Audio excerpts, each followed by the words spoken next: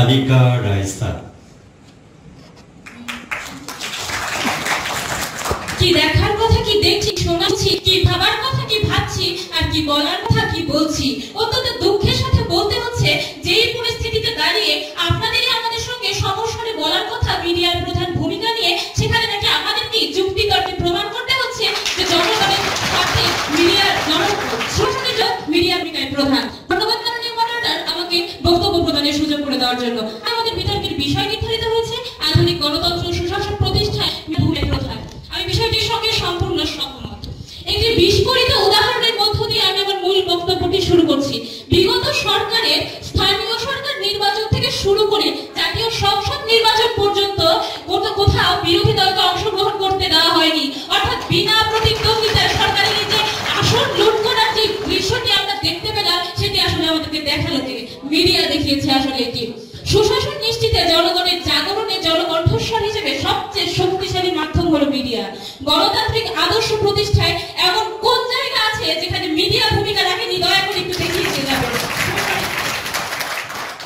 বহির্বিশ্বের কথা তো পরেই আসছি। কেবলমাত্র আমাদের দেশে আধুনিক গণতন্ত্র প্রতিষ্ঠায় বাংলাদেশ সরকারের তথ্য অধিদপ্তরের তথ্য অনুযায়ী পত্রিকার সংখ্যা ৩,২২৭টি এবং বর্তমানে লাইসেন্স প্রাপ্ত টিভি চ্যানেলের সংখ্যা ৪৫টি, যেখানে টেলিকাস্ট করা হয় ৩৫টি।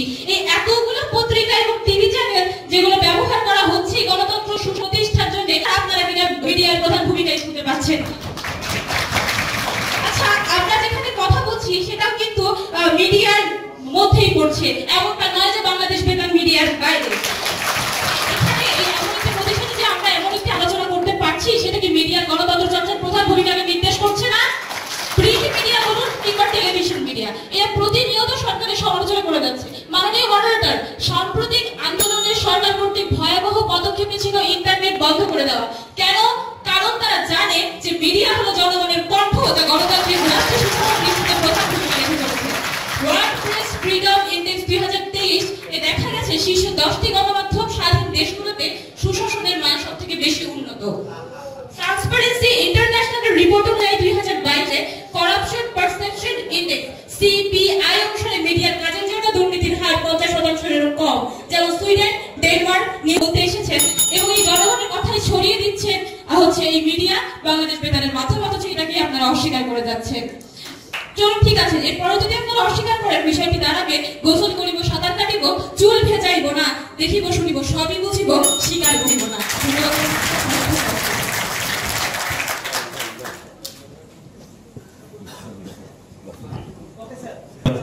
এবার বিপক্ষের দ্বিতীয় বক্তা মিসাত ইসলাম।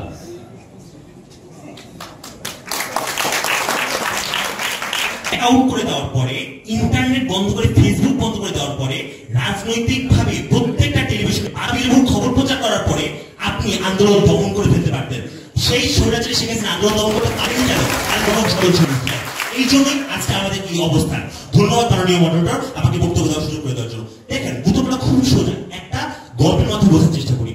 আপনার বক্তব্য হচ্ছে যে রাজশাহী থেকে আপনি ঢাকা যাবেন, আপনি সকালবেলা ঘুম থেকে উঠলেন, অটোতে করে আপনি গেলেন, আপনি রিক্সায় করে গেলেন, গিয়ে আপনি স্টেশনে পৌঁছলেন, পড়ার পর ট্রেনে উঠলেন, ট্রেনে করে আপনি গেলেন হচ্ছে যে ঢাকা।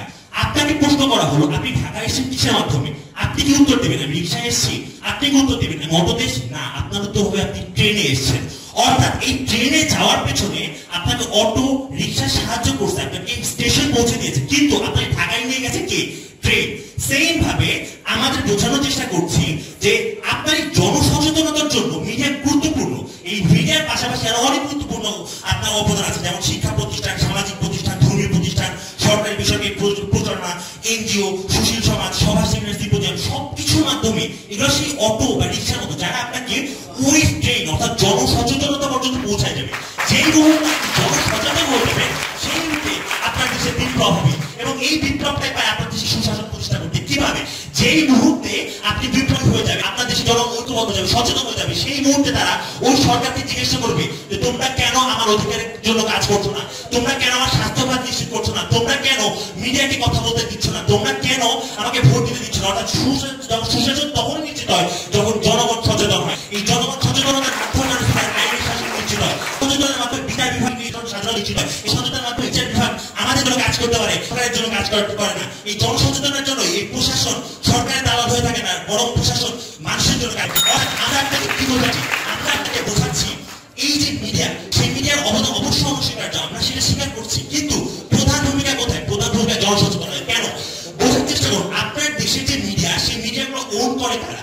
আপনি চিন্তা করবেন, আপনি ইন্ডিপেন্ডেন্ট টেলিভিশন বেক্সিমকো এটার মালিক, আপনি চিন্তা করুন ট্যালেন্ট 24 হামিম গ্রুপ এটার মালিক, আপনি চিন্তা করুন RTV বেঙ্গল গ্রুপ এটার মালিক, আপনি চিন্তা করুন একুশ টিভি এসালাম গ্রুপ এটার মালিক। অর্থাৎ মিডিয়া প্রতিষ্ঠানগুলো এই প্রাইভেট কোম্পানিগুলো করা হয়। এর ফলাফলস্বরূপ কি হয়? ফলাফলস্বরূপ এই মিডিয়া প্রতিষ্ঠানগুলো ইনহেরেন্টলি বায়াস হয়। এই জন্য এরা কখনো নিয়মিত সংবাদ প্রচার করে, তারপর ধরে নেবে নিরাপদ সংবাদ প্রচার করতে চাচ্ছে, তাকেও করতে পারে না। কেন জানেন? কারণ আপনার দেশে এই যে মিডিয়া, এটার কোনো নিরপেক্ষতার কাজ করতে দেয় না সরকার। যেমন আমরা আজকে যখন বক্তব্য শুরু করছি, তার আগে আমাদেরকে বলা হচ্ছে তোমরা সরকারের বিরুদ্ধে কোনো কথা বলতে পারবে না। তার মানে আপনি কখনো বলতে পারবেন না যে এই মিডিয়া আমাদের সচেতনতা নিশ্চিত করবে। তার মানে কি? তার মানে আমরা স্পষ্টভাবে দেখাতে পারি মিডিয়া তখন নিরপেক্ষভাবে কাজ করে এবং করতে পারে যখন জনগণ সেটা করতে দেয়, যখন জনসচেতনতা আপনার দেশে থাকে। এই জনসচেতনতার পারে আপনার দেশে সুশাসন নিশ্চিত করবে। ধন্যবাদ মাননীয় মডারেটর, ধন্যবাদ সবাই।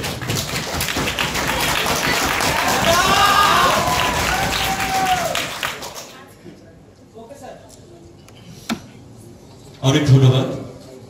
শ্রোতা বন্ধু, আপনারা দেখছেন এবং শুনছেন, সরাসরি প্রচারিত হচ্ছে আমরাই সেরা বিতর্ক অনুষ্ঠান বাংলাদেশ বেতার রাজশাহী কেন্দ্র থেকে। আমরা এই পর্বে পক্ষের তৃতীয় বক্তা দলনেতা কাজী সুমাইয়া রাইসকে আমন্ত্রণ জানাচ্ছি।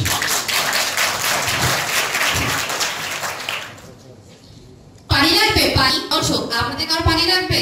মাননীয় মডারেটর, আজকের এই মঞ্চে আমি দাঁড়িয়েছি মুগ্ধ আবু সাঈদের বিদ্রোহী কণ্ঠস্বর হিসেবে, যাদের আত্মত্যাগের বিনিময়ে বাংলার মাটিতে আবারও গণতন্ত্র এবং সুশাসনকে প্রতিষ্ঠিত করা সম্ভব হয়েছে, জন্ম নিয়েছে স্বাধীন বাংলাদেশ 2.0। ধন্যবাদ মাননীয় মডারেটর আমাকে বক্তব্য দানের সুযোগ প্রদানের জন্য। আমার প্রতিপক্ষগণ বারবারই সচেতনতা এবং জনঐক্যের কথা উল্লেখ করছেন। আচ্ছা, মিডিয়া ছাড়া জনসচেতনতা এবং জনঐক্য আপনি কিভাবে প্রতিষ্ঠা করবেন তার উত্তর দিয়ে যাচ্ছেন।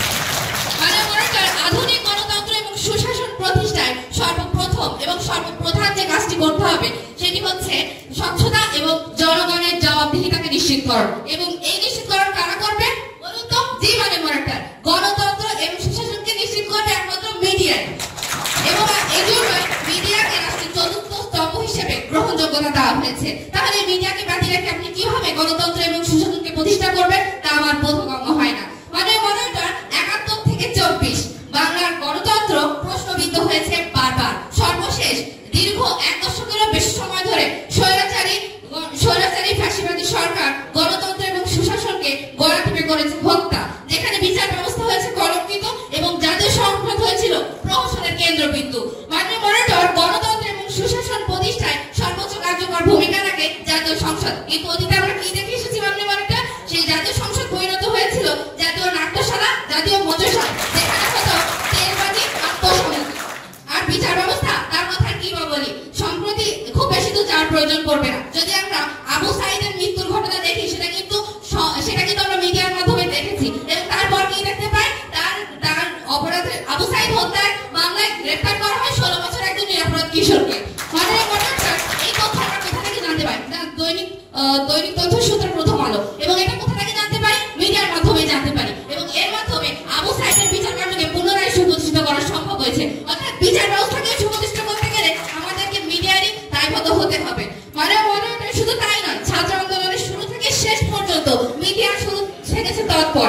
এক্ষেত্রে উদাহরণ না দিলে নয়, আপনারা যে বারবার বাধা বিলেপ করছেন, শুধু বাধা বিলেপ না, আরো অনেক টেলিভিশন চ্যানেল প্রকাশ করেছে, আপনারা কি সেটা দেখেন না? মিডিয়াকে সেটা বুঝতে না। মাননীয় মডারেটর, আপনারা যদি দেখবেন যে দেশের সংবাদপত্র এবং মিডিয়া যত বেশি স্বাধীন, সে দেশের গণতন্ত্র তত বেশি সুপ্রতিষ্ঠিত। আপনারা যদি আমেরিকার দিকে লক্ষ্য করেন তাহলে সেটা দেখতে পাবেন। অন্যদিকে যদি আপনারা দক্ষিণ কোরিয়ার দিকে লক্ষ্য করেন, দেখবেন সে দেশে গণমাধ্যম চলছে একদমই নেই, যার জন্য সে দেশের গণতান্ত্রিক অবস্থা খুবই শোচনীয়। মাননীয় মডারেটর, পরিশেষে এটাই বলতে চাই, আপনারা যদি মিডিয়াকে বারবার প্রধান হিসেবে না দিতে আপনারা যদি অমত জানান, তাহলে এটা নিতান্ত বোকামি ছাড়া আর কিছুই হবে না। মাননীয় মডারেটর, পরিশেষে আমি এটাই বলতে চাই, দলীয় কোনো স্বৈরাচার নয় সমাধান, গণতন্ত্র আর সুশাসন হোক প্রতিষ্ঠা। ধন্যবাদ মাননীয় মডারেটর, ধন্যবাদ সবাই।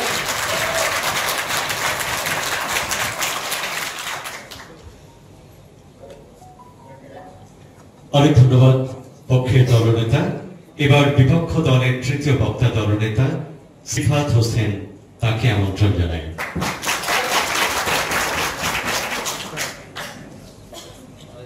ধন্যবাদ মাননীয় মডারেটর। হীরক রাজার দেশের একটা কথোপকথন দিয়ে শুরু করতে চাই যে প্রজাদের পড়াইবে কম, প্রজাদের পড়াইলে জানিবে বেশি, বুঝিবে বেশি, মানিবে কম। মিডিয়া হচ্ছে হীরক রাজার দেশের ওই সকল ব্যবস্থা যার মাধ্যমে হীরক রাজা চেয়েছিল তার যে প্রজারা আছে প্রজারা যেন জানে কম, বুঝে কম।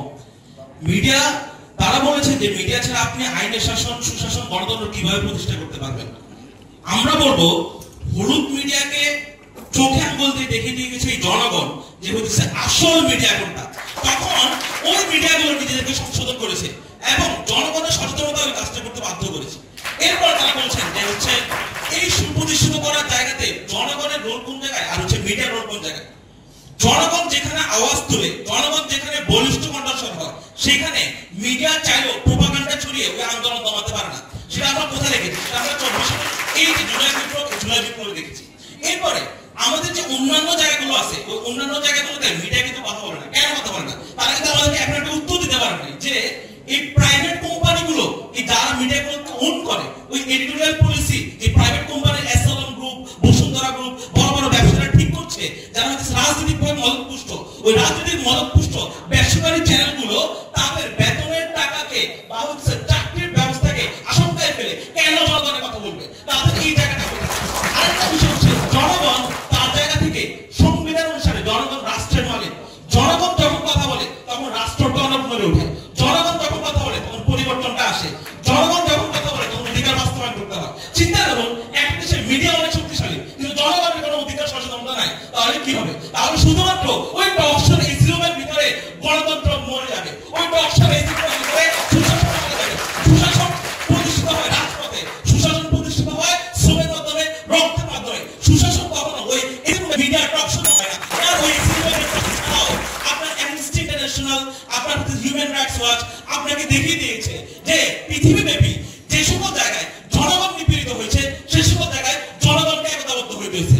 52 বলেন, 66 বলেন, 69 বলেন এবং এখন 2024 বলেন, সব সময় সুশাসন প্রতিষ্ঠা বা নববয়স স্বৈরাচার বলেন, সুশাসন প্রতিষ্ঠা করেছে জনগণ। তারা একটু পর্যন্ত আমাকে দেখাতে দিতে পারে নাই যে মিডিয়ার কারণে বিচার বিভাগে কি পরিবর্তন এসেছে, মিডিয়ার কারণে সরকার কোন জায়গায় পরিবর্তন হয়েছে, মিডিয়ার কারণে কোন জায়গায় ফেসিবাদী সরকার নিচে নেমে গেছে তারা দেখতে পারবে না। কিন্তু আমাদের কাছে শুধুমাত্র বাংলাদেশে 52 পরবর্তী সময়ে 66, 69, 90, 80 দশক, 60 দশকে অনেক উদাহরণ আছে এবং বাংলাদেশের এই সময়কার সময়ে নিরাপদ সড়ক আন্দোলন এবং ধর্ষণ বিরোধী আন্দোলন এরকম অনেক সংগ্রাম আছে যেখানে জনগণের বিপ্লবের কারণে, জনগণের কণ্ঠস্বরের কারণে আইন পরিবর্তন পর্যন্ত হয়েছে। মিডিয়াকে ওই ভূমিকা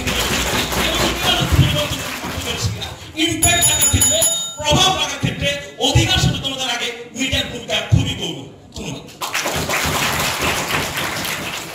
অনেক ধন্যবাদ বিপক্ষ দলনেতা। প্রত্যেকের বক্তব্য শেষে এখন দুটি দলের দলনেতাদের যুক্তি খণ্ডনের পালা। আবার প্রত্যেকের বক্তব্য শেষে এখন দুটি দলের দলনেতার যুক্তি খণ্ডনের পালা। এ পালায় প্রথমেই আসছেন পক্ষ দলের দলনেতা কাজী সুমাইয়া নাইস।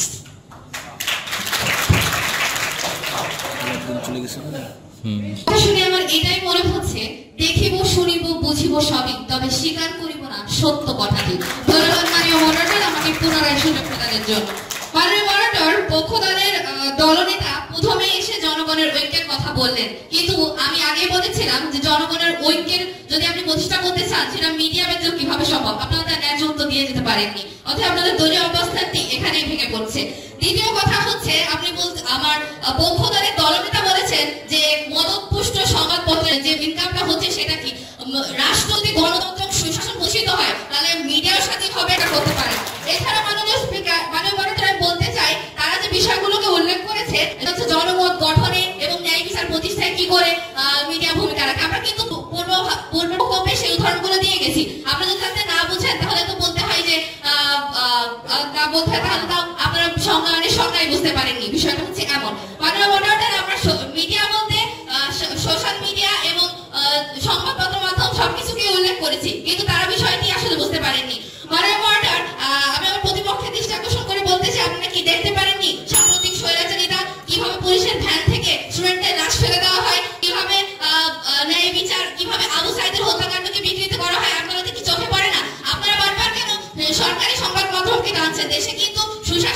যাবতীয় মিডিয়া যে ভূমিকা পালন করেছে তা অনস্বীকার্য এবং সেটা স্বীকার করুন।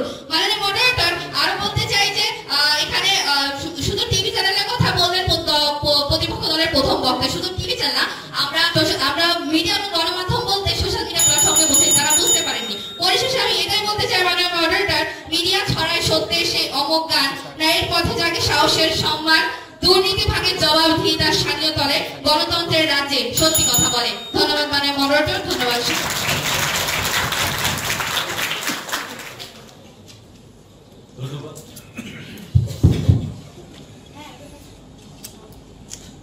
ধন্যবাদ কাজী সুমাইয়া নাইস। এবার বিপক্ষ দলনেতা সিফাত হোসেন।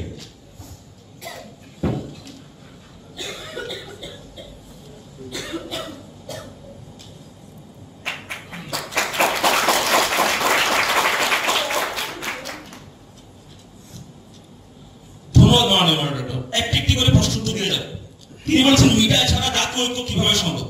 যখন জোহা স্যারের কবরের উপর দিয়ে গুলি চলে, যখন আবু সাইদের রক্ত ঝরে, তখন আমরা কোনো মাইক্রোফোন হাতে কোনো মিডিয়া অপেক্ষা করি না একত্রিত হওয়ার জন্য। আমার ভাইয়ের রক্ত ওটাই জাতীয় ঐক্য তৈরি করার জন্য যথেষ্ট ছিল, ওটাই আমার রক্ত বিস্ফোরিত করার জন্য যথেষ্ট ছিল, ওটাই বিপ্লব সংগঠিত করার জন্য যথেষ্ট ছিল, ওটাই কণ্ঠস্বরকে আরো বলিয়ান করার জন্য যথেষ্ট ছিল। এই জন্য জাতীয় ঐক্য কখন দাঁড়ায়? যখন আমরা দেখি আমার ভাইয়ের উপর অন্যায় হচ্ছে, ওই অন্যায়ের বিরুদ্ধে যখন আমরা ন্যায়ের পক্ষে একত্রিত হই, তখন জাতীয় ঐক্য গঠিত হয়। জাতীয় ঐক্য কখনো ওই যে এসি রুমে বসে কোনটায় করে বসে আছে ওনার কথা জাতীয় ঐক্য কখনো গঠিত হয় না। এরপরে উনি বলছেন যে গণতন্ত্র ও সুশাসন প্রতিষ্ঠা হলে মিডিয়া স্বাধীন হয়ে যাবে। এটাই তো আমাদের কথা, যে মিডিয়া অপেক্ষা করতেছে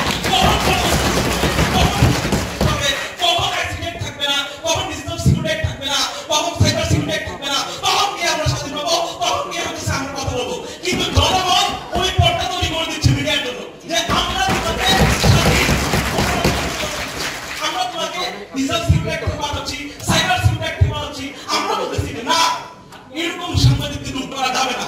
প্রথম সাংবাদিককে যখন ধরা হয়, যমুনা টিভি সাংবাদিককে যখন ধরা হয়, তখন জনগণ মাঠে নেমে এসেছিল।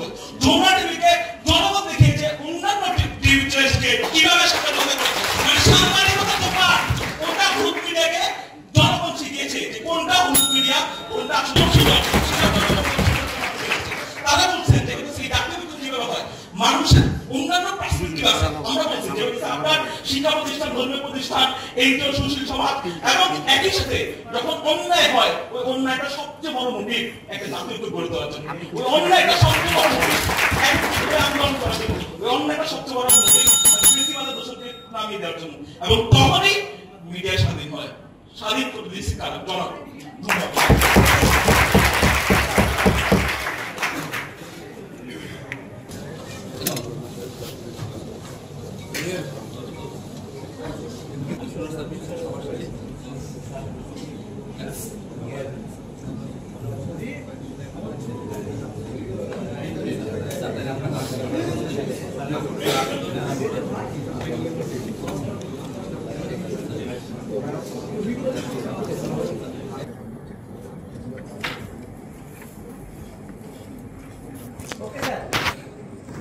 প্রিয় শ্রোতা দর্শক, চূড়ান্ত পর্বের জমজমাট বিতর্ক পর্ব শেষ, ফলাফল একটু পরে।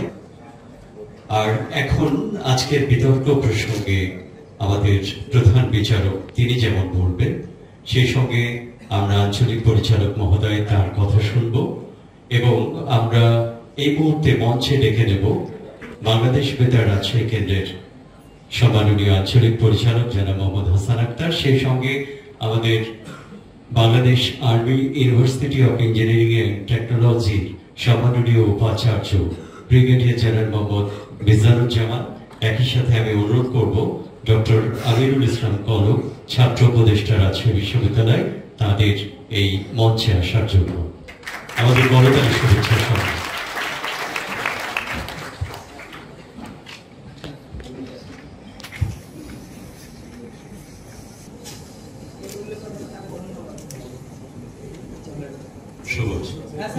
শুরুতেই বলেছি, আমরাই সেরা এই অনুষ্ঠানটির সার্বিক নির্দেশনায় বাংলাদেশ বেতার রাজশাহী কেন্দ্রের সম্মাননীয় আঞ্চলিক পরিচালক জনাব মোহাম্মদ হাসান আক্তার।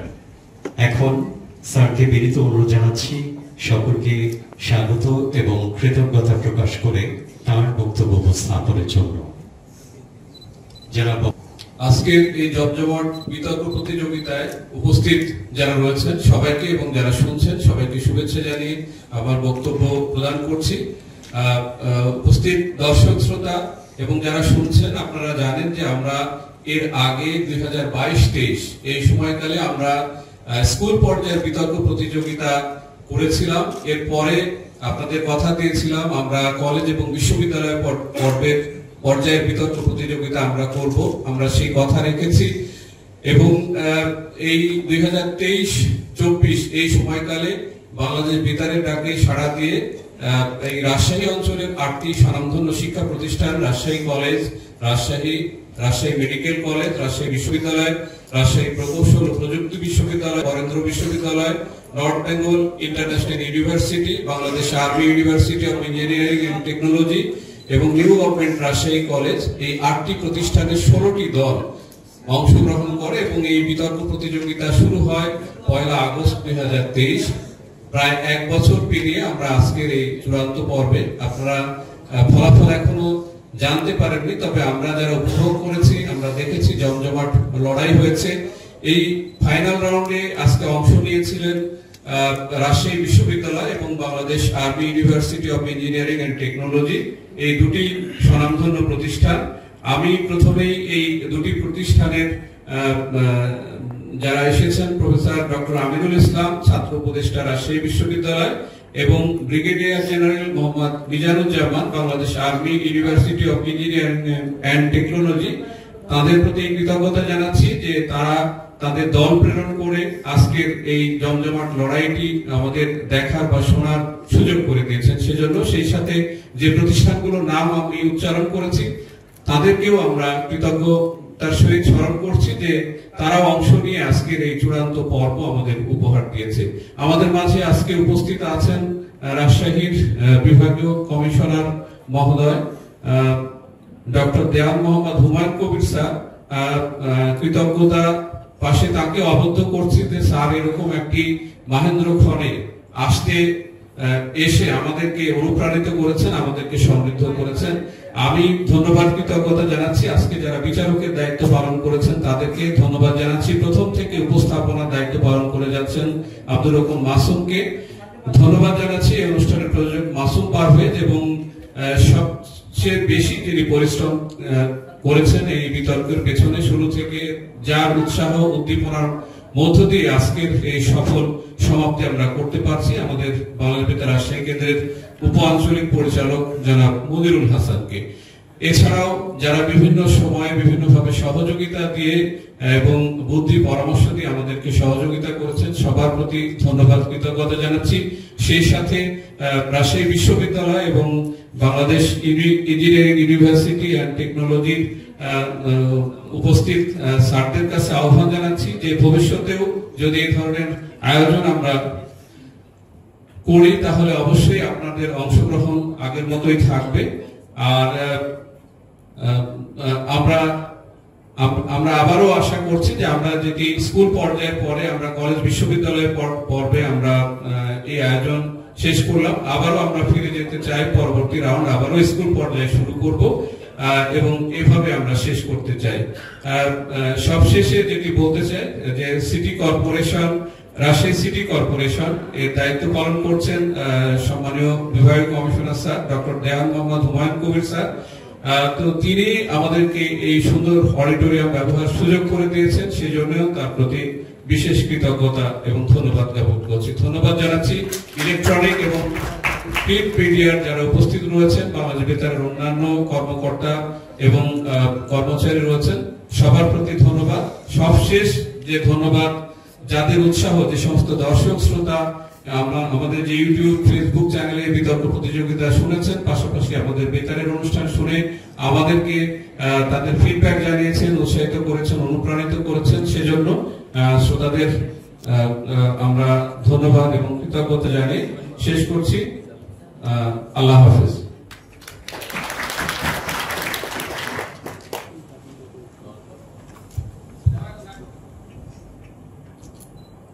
অনেক ধন্যবাদ পরিচালক মহোদয়কে।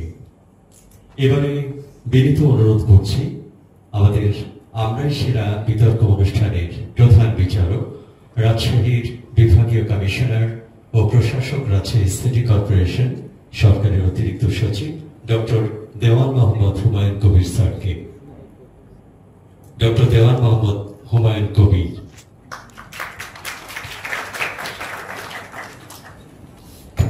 বিসমিল্লাহির রহমানির রহিম। আসসালামু আলাইকুম ওয়া রাহমাতুল্লাহি ওয়া বারাকাতুহু।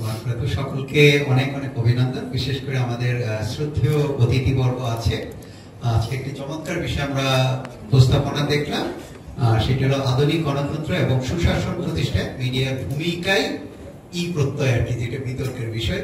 ভূমিকাই প্রধান। এটি বছর খানেকের পরিচর্যার প্রেক্ষিতে আজকে চূড়ান্ত উপস্থাপনা হলো এবং এখানে উপস্থিত আছেন শ্রদ্ধেয় উপাচার্য ব্রিগেডিয়ার জেনারেল মোহাম্মদ রিজানুজ্জামান, মাননীয় উপাচার্য বিএইউইটি, এবং উপস্থিত আছেন রাজশাহী বিশ্ববিদ্যালয়ের ছাত্র উপদেষ্টা ডক্টর আমিরুল ইসলাম স্যার, এবং উপস্থিত আছেন আমার যিনি আয়োজক জনাব মোহাম্মদ হাসান আক্তার, আঞ্চলিক পরিচালক রাজশাহী বেতার, এবং তার ডেপুটি অর্থাৎ উপ আঞ্চলিক পরিচালক মনিরুল ইসলাম উপস্থিত আছেন।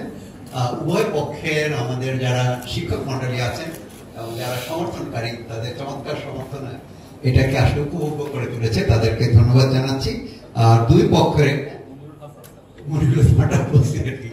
এবং দুজন বিচারক আছে, আজমাইন ইয়াকিন সৃজন, দুজনই সহকারী অধ্যাপক রুয়েটের, এবং ঐশী জ্যোতি রুয়েটের সহকারী অধ্যাপক, এবং পক্ষে বলেছেন আমাদের দুজন থেকে যেটা হলো বিএইউটি থেকে পক্ষে বলেছে সালমান আহমেদ, নুজাদ আনিকা রাইসা এবং কাজী সুমাইয়া নাইস, যিনি দলনেতা হিসেবে দায়িত্ব পালন করছেন, এবং বিপক্ষে ছিল জান্নাতুল ফেরদৌস পিউ, মিশাদ ইসলাম এবং শিফাত হোসেন, যিনি দলনেতার দায়িত্ব পালন করেছেন। তাদের সকলকে অনেক অনেক, মডারেটর দায়িত্ব মনিরুল ইসলাম, উপাঞ্চলিক পরিচালক, সেই দায়িত্ব পালন করেছেন। সকলকে অভিনন্দন জানাচ্ছি একটা চমৎকার ভাবে শেষ করার জন্য। ধন্যবাদ জানাচ্ছি উভয় দলকে। কে জিতবেন কে হারবেন আমি জানি না, আর আমি যে মূল্যায়নটা করবো আমি কোনো মাস দিইনি, আগে বলে রাখি। এটা হলো সেফ, মানে রাষ্ট্রীয় পলিসি নিয়ে ডিবেট করতে প্রকাশ্যে জনসম্মুখে, তখন মিডিয়া ছিল না। তার মানে এই নয় কিন্তু আমি মিডিয়ার বিপক্ষে, কারণ আমরা তো সবসময় মিডিয়াকে ভয় পাই, কারণ আমাদের কোন জিনিস ফাঁস হয়ে যায়, তো সেটা নয়। তো সুতরাং তখন এটা ছিল, যেমন ধরেন আপনি যদি দেখেন আমাদের খ্রিস্টপূর্বের 81 আমাদের চীনে যে ইয়াগুলো আছে, চীনও কিন্তু একসঙ্গে ডিবেট হতো। আমি একটা ছোট্ট ডিবেট উদাহরণ দিই। সেই ডিবেটটা খ্রিস্টপূর্বে 81 অনুষ্ঠিত সল্ট অ্যান্ড মানে আয়রন ডিবেট নামে পরিচিত। এখানে ছিল হলো সম্রাট ঝাওয়ের সময় দুইটা বিষয় নিয়ে তার ডিবেট করছিল। ডিবেটটা কি, ঝাওয়ের পূর্বসূরি সম্রাট ইউ তার যে পলিসিগুলো নিয়েছিল সেটা কতটুকু ভালো ছিল, কতটুকু খারাপ ছিল। যেমন এখন 2024 জুলাই বিপ্লবের পরে বিগত সরকার কি ভুল করেছে সেটা নিয়ে চুলচেরা বিশ্লেষণ হচ্ছে, ঠিক সে অনেকটা সেম হয়েছিল। তো এইরকম দেখেন আমাদের এই অঞ্চলে যতগুলো ছিল, পশ্চিমা অঞ্চলে যেখানে জ্ঞান বিজ্ঞান উৎপত্তি দেখবেন, সেখানে দেখবেন যে 1755 সালে সোসাইটি অফ কগাস ছিল। তারপর হলো আপনি দেখবেন পশ্চিমা বিশ্বে আরেকটা সময়, মানে যারা তোমরা ডিবেট করো আর কি, 18 শতকে যেটা করেছিল বিরাট বিপ্লব, মানে ডিবেটের বিপ্লব ঘটেছিল আর কি, যে তারা বাচ্চারা শিক্ষার্থীরা ঠিক করলো যে কিভাবে রাষ্ট্রীয় পলিসি নিয়ে কথাবার্তা বলা যায়, একটা প্ল্যাটফর্ম তৈরি করছে। এটা 1683 সালে প্রথম প্রতিষ্ঠিত যে ডিবেটিং ক্লাব, সেটা হলো দ্য ফিল্ড।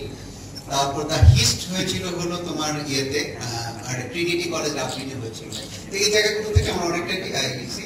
আর আমি একদিন একটা বক্তৃতা দেখছি, ওনার মাননীয় উপাচার্যের যে প্রতিষ্ঠান, উনি একটা দুইটা কথা আমি গুরুত্বপূর্ণ ডিবেটে উনি বক্তৃতা দিয়েছিলেন, যদি এখন বক্তৃতা দেওয়ার সুযোগ পাবে না, যে উনি একটা পক্ষ। মেধার বিকাশ ঘটে আর একটা চাকরির সুযোগ ঘটে। তোমরা যে মেধার বিকাশ চাকরি দুটি জুলাই বিপ্লবের সূত্র ছিল তাই, যে কোটা বিরোধী মেধার যাতে পরিস্ফুটন ঘটে, এই জায়গা থেকে।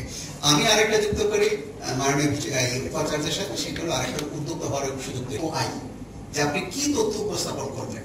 খালি গায়ের জোরে বলে গেলেন, জোর করে বলে গেলেন, সে point of information, then point of order. ওই পক্ষ কি বলছে, আপনি কোনটা খণ্ডন করতে পারেন, কোনটা ভুল করছে, কোনটা ভুল করেনি, সে point of order, then point of agreement.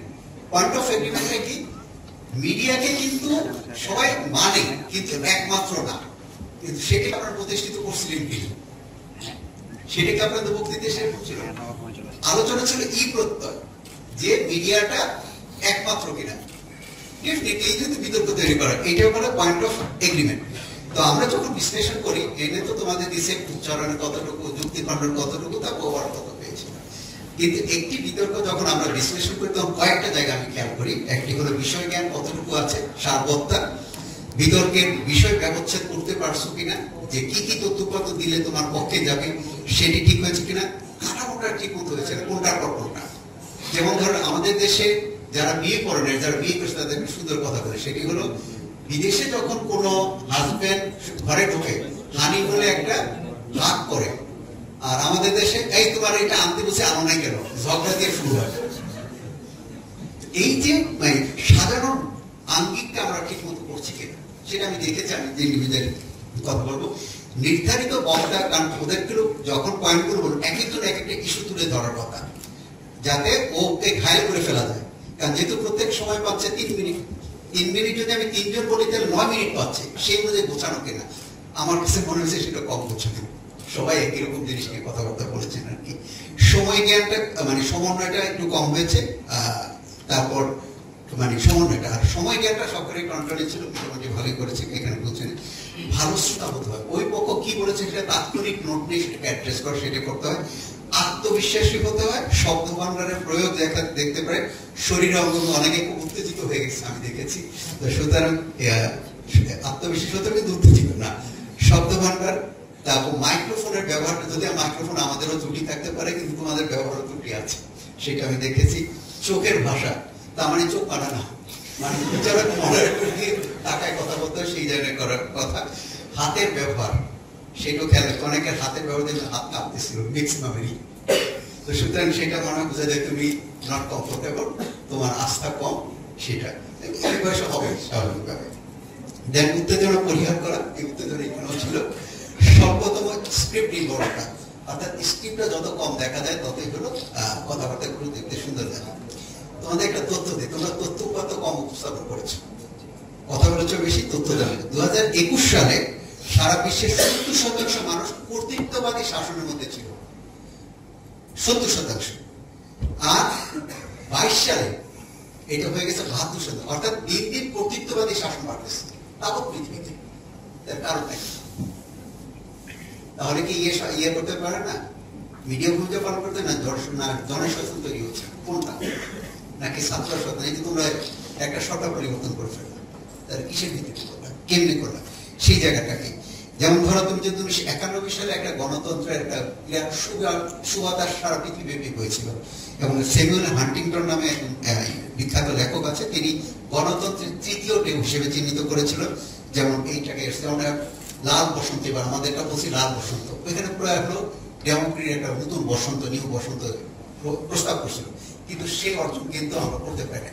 বাংলাদেশে অনেকগুলো উদাহরণ দিয়েছে, বাংলাদেশে অনেকগুলো রক্তকরণ হয়েছে, 66 বলো, 69 বলো, 71 বলো, 70 বলো, তারপর 90 বলো, দেন আমাদের 24-এর যে বৈষম্যবিরোধী ছাত্র আন্দোলন, সবটা থেকে অনেক শহীদ হয়েছে, আহত নিহত হয়েছে। তার হিসাবে আমরা সবসময় সব পুরো পরিসংখ্যান কিন্তু আমাদের কাছে নেই, কিন্তু আমরা কি সেখান থেকে শিখি আমাদের ত্রুটিগুলো থেকে। এই জন্য আমাদের যে বিখ্যাত আছে অর্থনীতির যিনি বলছে যে পুঁজিবাদ নিয়ে যিনি লিখেছে, পুঁজিবাদ নিয়ে আমাদের বিখ্যাত লেখকের নাম কি বলো? Karl Marx. কার্ল মার্কসের একটা কথা আছে, কার্ল মার্কস বলছে যে মানুষ ইতিহাস থেকে শিক্ষা নেয় না, ইতিহাস থেকে শিক্ষা নেওয়া দরকার, ইতিহাস থেকে শিক্ষা নেয়। তো সুতরাং সেই ইতিহাস থেকে শিক্ষা নেওয়ার জন্য আমাদের অতীব প্রয়োজন, কারণ নতুবা এই ঘুরে ঘুরে কি আসবে। সেখানে যেমন ধরো অনেকগুলো তথ্যপত্র আছে যে আমাদের কয়েকটা জিনিস বলা হয়েছে, নির্বাচনকে ঠিকঠাক মতো রাখা, শাসন বিভাগের বা নির্বাহী বিভাগের উপর নজরদারি রাখা, এখন মিডিয়া করবে নাকি তোমরা করবা, কে করবে সেটা একটু ঠিকঠাক করা দরকার, সেই কাঠামোতে আনা দরকার। তৃতীয়ত হলো বিচার বিভাগকে স্বাধীন করা, জবাবদিহিমূলক, শুধু স্বাধীন। আমাদের একটা ভীতি থাকে কি যে মানুষ যাতে আমার কুকর্মটা না জানে, খারাপ কাজটা জেনে না জানে, তাই তো? এটাকে জনগণ জেনে যেতে পারে, মিডিয়া জেনে যেতে পারে। এখন তোমরা কেউই কিন্তু মিডিয়াকে সংজ্ঞায়িত করে না পক্ষতর। মিডিয়াম জান কি ইন্টারনেট ব্যবহার, ইন্টারনেট কি মিডিয়ার মধ্যে পড়বে না পড়বে না? তোমরা কি বলো না? ইন্টারনেটটা হলো বলছে ইন্টারনেটটা হলো এখন তোমার মানবাধিকারের মধ্যে পড়ছে, যখন ইন্টারনেট বন্ধ হয়ে গেল তখন তোমরা সবাই ইয়ে হলো। তো সুতরাং মানে স্পেসিফিক কতগুলো তথ্য কাঠামো থাকে সেটা, যেমন ধরো শেষ করছি আমি, ডক্টর আকবর আলী খানের একটা বই আছে পরার্থপরতার অর্থনীতি, সেখানে একটা চ্যাপ্টারই আছে শুয়োরের বাচ্চার অর্থনীতি, তাই না? পড়ছো না? শুয়োরের বাচ্চা অর্থনীতি বলা আছে যে সেটা উদাহরণ দিচ্ছিল তখন এই অঞ্চলের আসানসোলের, যেটা আমাদের জাতীয় কাজী নজরুল ইসলাম যেখানে অনেকটা সময় কাটিয়েছেন, সেখানকার মহকুমা প্রশাসক ছিলেন মাইকেল ক্যারেট। তো মাইকেল ক্যারেটের উদাহরণ দিয়ে উনি বলেছিলেন একজন আসছিলেন, তার পাঞ্জাবি ঠিকাদার আসছিল, ওই যে ফাইল ছুটতেছেন, তখন বললো যে হুজুর ফাইলটা দেন। সমস্যাটা কি? বলছে হুজুর আপনাদের এই অঞ্চল মানে যারা চাকরি করেন তার 3 কিসিমের লোক আছে। একটা হচ্ছে যারা ঘুষ খান না, যেমন আপনি, আরেকটা আছে ঘুষ খায় কিন্তু কাজটা করে দেয়, আরেকটা আছে ঘুষ খায় কিন্তু কাজ করেন, এর হলো শুয়োরের বাচ্চা, শুয়োরটা বাচ্চা। তো এখন আমাদের এই কাঠামোতে এরকম প্রচুর পাওয়া যাবে, এবং আমাদের যে বলি আমরা যে দণ্ডবিধি, এটা 1860 সালে তৈরি হয়েছিল। এটা তিনি তৈরি করেছেন আইন কমিশনের সভাপতি হিসেবে, তার নাম হলো টমাস ব্যাবিংটন ম্যাকলে। 1800 তার জন্ম 1800 সালে থেকে 59 সালে তিনি মারা গেছেন। এই মাঝখানে তিনি 27 বছর চেষ্টা করে অপরাধ কেস করা হয়েছে। 27 বছর লাগছে হবে, কারণ দণ্ডবিধিতে লেখা থাকে কি কি অপরাধ ঘটতে পারে, সবগুলো কিন্তু এখানে লেখা থাকে যে এই অপরাধ ঘটতে পারে। তাকে জিজ্ঞেস করে এই অঞ্চল মানুষ কেমন, তখন উনি বলছে এই মানুষ বিনা অপরাধে প্রতিবেশীর ঘুম হারাম করা থেকে রাষ্ট্রের বিরুদ্ধে ষড়যন্ত্র করতে পারে। আমাদের জেনেটিক কোডের মধ্যে কিছু খারাপ জিনিস ঢুকে গেছে, এদের ঠিকানা মুশকিল। তো ঠকবাজি, প্রতারণা, অসততা, এগুলো তাহলে কে ধরবে? জনগণকে ধরতে হবে, মিডিয়াকে ধরতে হবে। এই জায়গায় যতক্ষণ পর্যন্ত আমরা কাজ না করতে পারবো ততক্ষণ পর্যন্ত আমাদের কিন্তু এখান থেকে উত্তরণ ঘটবে না। এবং আশা করি যে তোমরা খুব চমৎকার বলেছ। আমি আর কথা না বাড়ে, তোমরা যদি কয়েকটা যারা মিডিয়া নিয়ে কাজ করো তা কয়েকটা সিনেমা দেখতে পারো। সিনেমাটা হলো অল দ্য প্রেসিডেন্টস ম্যান, একটু ওয়াটারগেট কেলেঙ্কারি নিয়ে তৈরি হয়েছিল। তোমরা জানো এখানে ওয়াশিংটনে একটা হোটেলের নাম ওয়াটারগেট। 1972 সালে ডেমোক্রেটিক পার্টির এটাতে হেডকোয়ার্টার ছিল, তখন এখানে পরবর্তী মিডিয়ার কারণে তার পুরুষ প্রেসিডেন্সি চলে যায়। এটা নিয়ে আছে কয়েকটা সিনেমা আছে, all the president man, the post, spotlight, she সেই, এর অনেকগুলো সুন্দর সুন্দর সিনেমা আছে, সেটা দেখতে পারো। দেখলে হয়তো অনেক কিছু ভালো লাগবে, কিভাবে মিডিয়া কাজ করতে পারে, একটা জগৎকে চেঞ্জ করে দিতে পারে। অমর্ত্য সেন একটা কথাই তো তোমরা শুনেছো, অমর্ত্য সেন অর্থনীতি নোবেল পুরস্কার পেয়েছে, বাঙালি। তো সেই বাঙালি যখন করছে, উনি 50 বছরের যে দুর্ভিক্ষ হয়েছে ভারতবর্ষে সেটা নিয়ে গবেষণা করেছে, প্লাস চায়না। তিনি তখন একটা জিনিস পরিষ্কার করেছে, এন্টারটেনমেন্ট তার নেই, চেক করে দেখছেন যে এই যে যদি থাকে কোন দেশের যদি গণমাধ্যম জবাবদিহিমূলক হয় এবং তথ্যের অবাধ প্রভাব থাকে, তখন ওই দেশে দুর্ভিক্ষ হবে না। এটা ওনার ফাইন্ডিংস। 42 আয়াতে বলছে তোমরা সত্যকে মিথ্যার সঙ্গে মিশ্রিত করো না, জেনে শুনে সত্য গোপন করো না। সত্য গোপন করা যাবে না। নারী ও পুরুষ উভয় তার কৃতিকর্মের সমান প্রতিদান পাবে, সীমা লঙ্ঘন করতে না করছে। এটা সূরা আল ইমরানের 195 আয়াতে।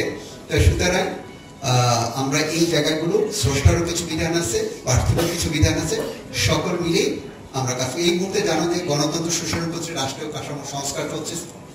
10টা সংস্কার কমিশন গঠন হয়েছে। ইতিমধ্যে মাননীয় প্রধান উপদেষ্টা মিটিং করা শুরু করেছে। 14 দলের, বিশেষ করে আমাদের যে গণফোরাম, তারা একটা প্রস্তাব দিয়েছে, সব দলগুলি একটা প্রস্তাব দিয়েছে। 14 গণফোরামের 14 নম্বর প্রস্তাব হলো মাননীয় প্রধান উপদেষ্টার কাছে সরকারের প্রভাব মুক্ত একটি শক্তিশালী গণমাধ্যম প্রতিষ্ঠা করতে হবে, এবং নিপীড়নকারী যতগুলো গণমাধ্যমে নিপীড়নকারী যে রুলস গুলো আছে সেগুলোকে যাতে আমরা পরিত্রাণ দিতে পারি। এবার তোমাদের আমলনামা নিয়ে আসেন। আমলনামা তেমন কিছুই না, তোমাদের কথা শুনে আমার হচ্ছে সোনার হাতে সোনার কে কার অলঙ্কার। প্রথমে আমি পক্ষ দিয়ে আসি। সাদমান, উচ্চারণ ভালো, আই কন্টাক্ট ভালো না। দেন হলো অ্যাড্রেসিং, সময় মেনে আগে শেষ করছো, 20 মিনিট 20 সেকেন্ড আগে নিয়েছো। অ্যাড্রেসিংটা আর একটু ভালো হতে পারতো। বিপক্ষের জন্য কোনো চ্যালেঞ্জ করো নেই। তুমি যখন কথা বলো পক্ষে থাকো তখন বিপক্ষের জন্য চ্যালেঞ্জ করে দিতে হবে। সেই চ্যালেঞ্জ তোমার কাছ থেকে আমি পাইনি। দেন তো নুসরাত আনিকা রাইসা, শুরুটা খুব সুন্দর হয়েছে। তুমি চ্যালেঞ্জ ছিল দিয়েছে, যুক্তি ভালো ছিল কিন্তু ডেটা ছিল না। ফিনিশিংটাও সুন্দর হয়েছে, পর্যাপ্ত তোমার ডেটা। তো উপাত্ত মানে কেন তোমার ইয়েটা বলতে হবে যে তুমি এর স্যার কোনো বিকল্প নাই, কি কি উপাত্ত তুমি দিচ্ছ, তুমি কথা বলেছো কিন্তু উপাত্ত দাও না, ডেটা। ঠিক আছে, এটা আমার অবজারভেশন। দেন দলনেতা কাজী সুমাইয়া নাইস, যিনি যুক্তি ভালো ছিল, ফিনিশিংটা শুধু তোমার মিডিয়া ছাড়া জনসাধারণ তুমি ব্যাখ্যা দিয়েছো, ডেটাও ভালো ছিল। তুমি যতক্ষণ তথ্যপত্র খণ্ডন করেছো শেষ মিনিটে, তখন জনগণের ঐক্য, তথ্যসূত্র, মিডিয়ার অন্তর্ভুক্ত কি সেগুলোকে যদি পরিষ্কার করতে তাহলে আরেকটু পরিষ্কার হতো আর কি। তবে সবাইকে খণ্ডন করতে পারো, এক মিনিটে সময় কম পারো নাই। বিপক্ষে যারা বলছে জান্নাতুল ফেরদৌস পিউ, তিনি স্টার্টিংটা ভালো হয়েছে, আই কন্ট্যাক্টও ভালো ছিল, মাইক ম্যানেজমেন্ট ভালো ছিল না, একবার আটকে গেছে, তারপর চ্যালেঞ্জ করতে পারো না, যেটা না যুক্তি খণ্ডনের আর একটু শক্তিশালী অবস্থায় যাওয়ার দরকার ছিল। তা নিশাদ ইসলাম যুক্তি খণ্ডন ভালো, উদাহরণ দিয়েছে, জনসাধারণ বলছে ডেটা নাই। এবং দলনেতা যিনি আছে শিফাত হোসেন, খুবই ভালো উপস্থাপন, যুক্তি খণ্ডন হয়েছে, কিন্তু মনে হচ্ছে খুব অ্যাগ্রেসিভ। সুতরাং এই জায়গাগুলোতে তোমার যে শেষে যে যুক্তি খণ্ডনের অতিরিক্ত সময় পেয়েছো, তখন আরো বেশি উত্তেজিত হয়ে গেছিল। তো সুতরাং কথা বলতে হবে আর একটু তার্কিক এমনি ওভারঅল সবারটাই সুন্দর হয়েছে। সকলের জন্য অনেক অনেক শুভকামনা থাকলো, আমাকে সুযোগ দেওয়ার জন্য অনেক অনেক কৃতজ্ঞতা। সকলে ভালো থাকবে, সুস্থ নিরাপদ থাকবে। তার এই চমৎকার মূল্যায়নের জন্য এই পর্বে আমরা মঞ্চে রয়েছেন দুটি বিদ্যাপীঠের মাননীয় উপাচার্য এবং সম্মানিত ছাত্র উপদেষ্টা। তাদের এই বিতর্কের বাইরে আজকে এই জার্নিতে এই দুটি প্রতিষ্ঠান একটি সেরা এবং একজন পেছনে একজন সামনে থাকবে, কিন্তু আমাদের বিশ্বাস এই 16টি দলের মধ্যে সেরা দুটি দল, তাদের মূল্যায়ন পর্ব আমরা কমিশনার মহোদয়ের কাছে যেভাবে পেলাম, আজকে উপস্থিতির জন্য তাদেরকে ধন্যবাদ এবং কৃতজ্ঞতা জানিয়ে আমি দুটি কথা বলার জন্য অনুরোধ করছি রাজশাহী বিশ্ববিদ্যালয়ের প্রথম এই ছাত্র উপদেষ্টা ডক্টর আমিনুল ইসলাম কনককে।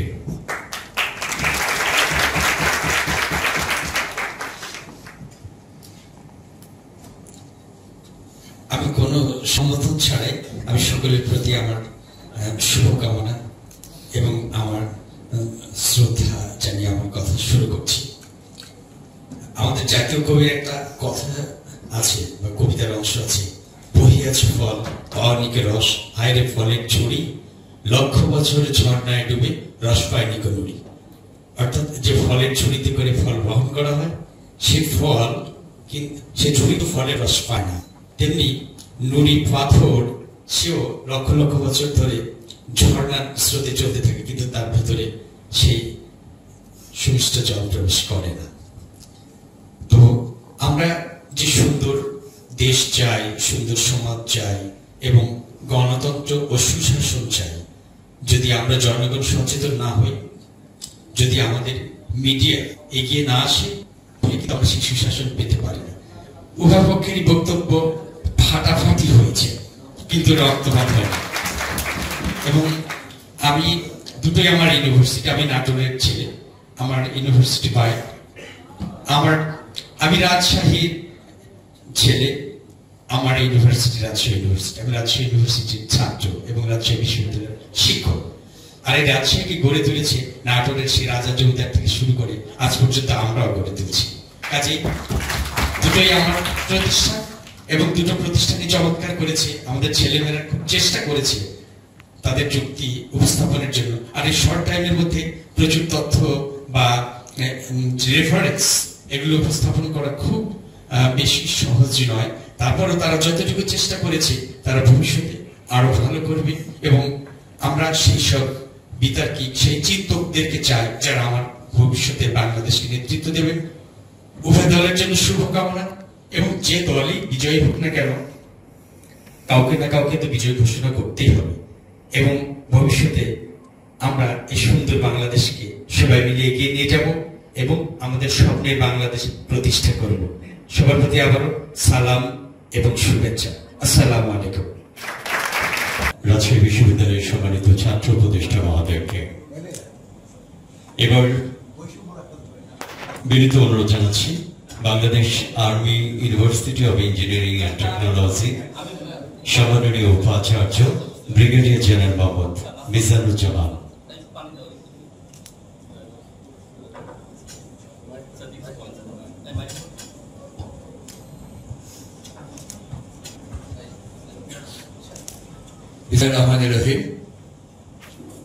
আমি প্রথমেই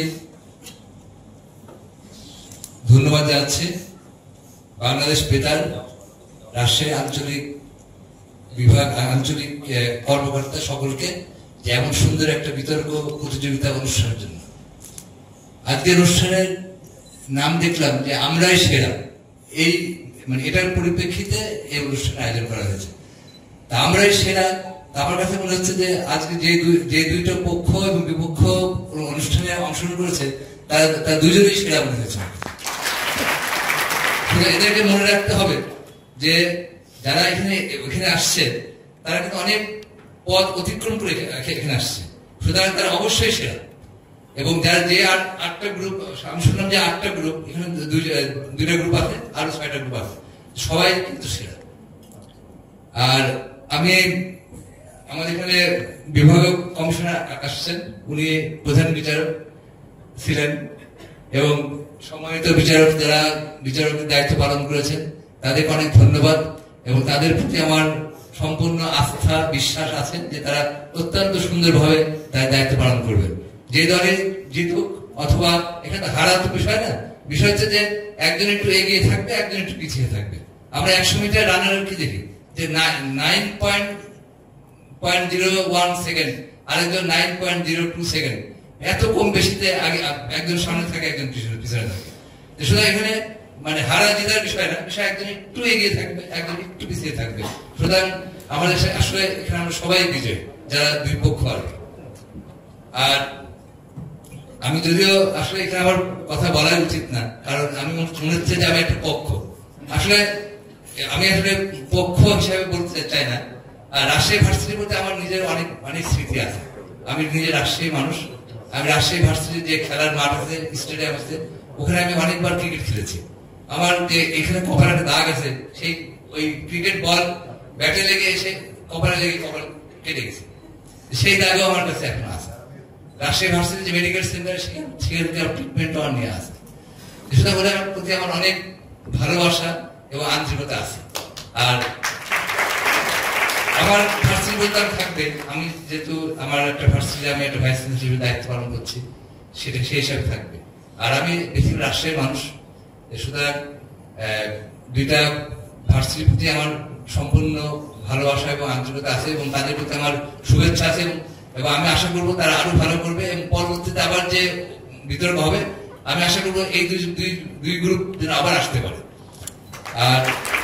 আর বেশি কথা বলবো না, কারণ সবাই হয়তো অপেক্ষা করছে যে কখন রেজাল্ট দিবে, তাই না, যারা বিতার্কিক এবং যারা বসে আছে সামনে।